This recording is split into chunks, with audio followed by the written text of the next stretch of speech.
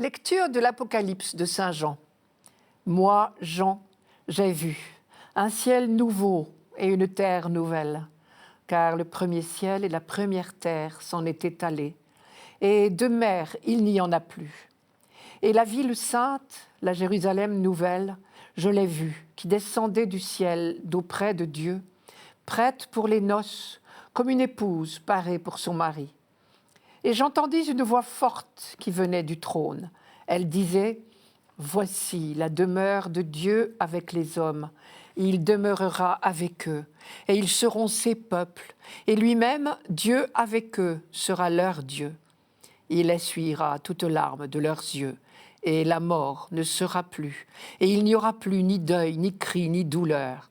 Ce qui était en premier s'en est allé. » Alors, celui qui siégeait sur le trône déclara : « Voici que je fais toutes choses nouvelles. »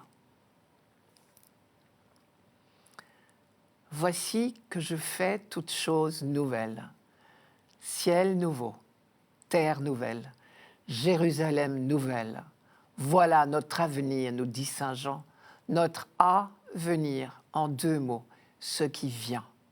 Fini les larmes, la mort. Fini les pleurs, les cris, la tristesse, c'est du passé. Premier ciel, première terre ont disparu. Évidemment, Jean anticipe et nous a bien prévenus.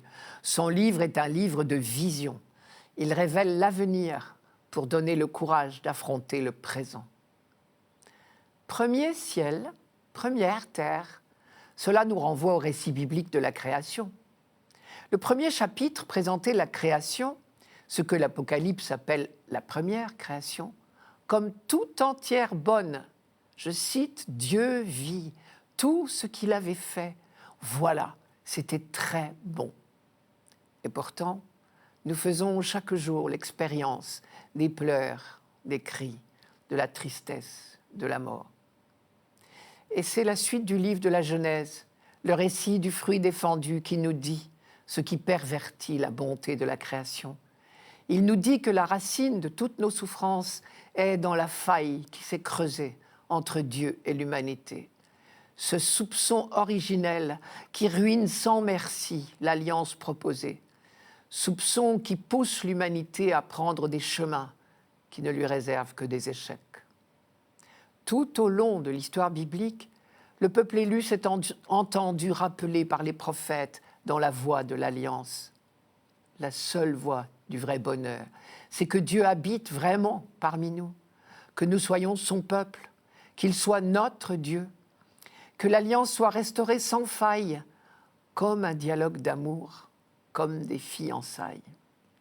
C'est la soif d'Israël tout au long de son histoire, et des textes prophétiques innombrables annoncent très exactement ce que l'auteur de l'Apocalypse voit désormais réaliser. Le prophète Isaïe, par exemple, je cite, « Oui, je vais créer un ciel nouveau et une terre nouvelle. On ne se souviendra plus du passé, il ne reviendra plus à l'esprit. Exultez sans fin, réjouissez-vous de ce que je vais créer, car je crée une Jérusalem de joie, un peuple d'allégresse. On n'y entendra plus de cris ni de pleurs. » Symboliquement, ce renouvellement de toutes choses est représenté par la disparition de la mer. Rappelons-nous que la création de l'univers est réfléchie dans la Bible à partir de la création du peuple élu. Or, cette naissance du peuple extirpé à l'esclavage en Égypte a été une victoire sur la mer. Dieu a fait apparaître la terre ferme pour le passage de son peuple. Le peuple sauvé a traversé à pied sec. Et les forces du mal, les forces de l'esclavage, de l'oppression ont été englouties. Plus tard, dans le Nouveau Testament, au cours de sa vie terrestre, le Fils de Dieu fait homme a manifesté sa victoire sur le mal, sur les forces de l'abîme, en marchant sur la mer. Désormais, la victoire est totale, suggère l'Apocalypse. La mer a disparu. Et avec elle, toute forme de mal, toute forme de souffrance, de larmes, de cris, de mort.